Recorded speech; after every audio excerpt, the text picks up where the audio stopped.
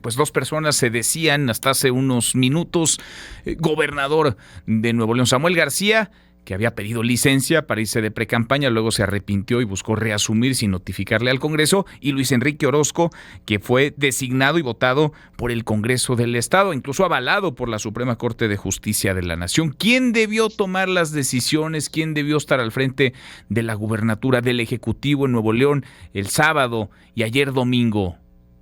Francisco. Luis Enrique Orozco, sin ninguna duda.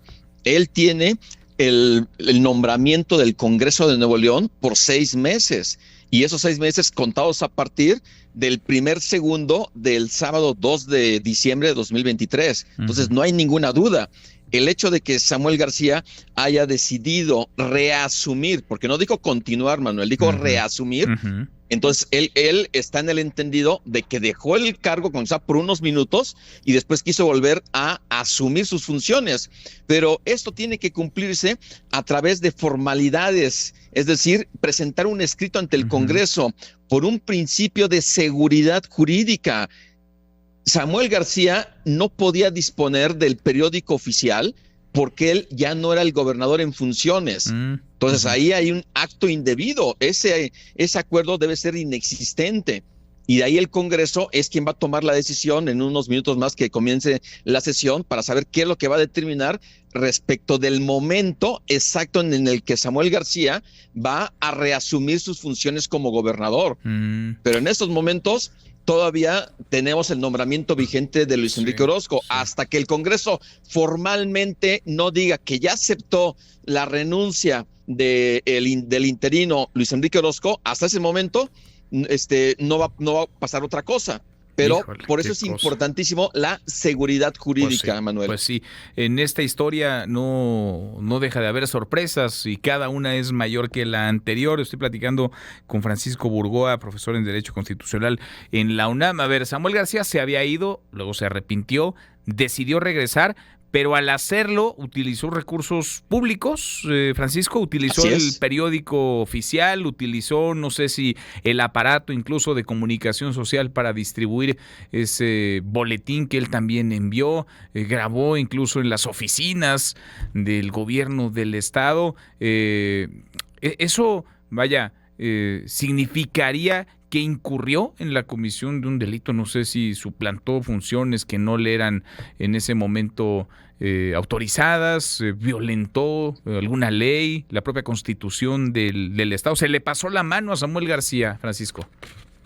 Absolutamente, así es, Manuel, porque simplemente, si lo queremos ver desde un punto de vista amplio, una de las dos personas es quien ha cometido delito o faltas administrativas o penales o civiles. Y me refiero a Luis Enrique Orozco, que se había ostentado como gobernador interino a partir del nombramiento que le dio el Congreso, o Samuel García, que por su simple voluntad dijo, yo regreso. Uno de los dos es quien estaba usurpando funciones como gobernador. ¿Quién de los dos? En mi opinión, dado que el Congreso no se ha pronunciado, porque no se puede tomar como válido esos acuerdos publicados en el periódico oficial, porque, insisto, en ese momento Samuel García no era gobernador en funciones. Oye, tampoco, Francisco, tampoco una conferencia de prensa, ¿o sí? Porque estoy viendo al presidente del Congreso del Estado de Nuevo León decir, bueno, pues vamos a permitir que reasuma Samuel García y al interino, a Luis Enrique Orozco, allá a un costado, asegurar, pues me hago un lado para que pase Samuel. Pero bastan estas palabras, basta que dos personas lo digan en una rueda de prensa con los medios de comunicación para que Samuel García sea gobernador en funciones otra vez.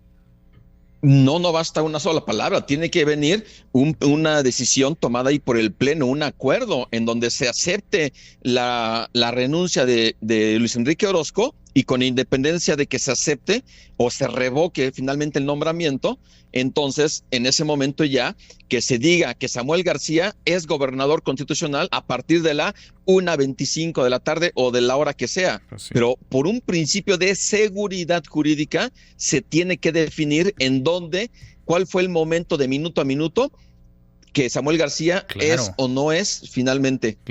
Porque a ver, si algo ocurrió, déjame ser mal pensado, si alguien hizo algún depósito en el gobierno de Nuevo León el domingo, por ejemplo, ayer domingo una transferencia o el sábado, pues ¿quién es el responsable de esos dineros públicos? ¿Quién fue el responsable de dar alguna indicación para un operativo de seguridad, para abrir o cerrar una cuenta, para realizar o no una transferencia?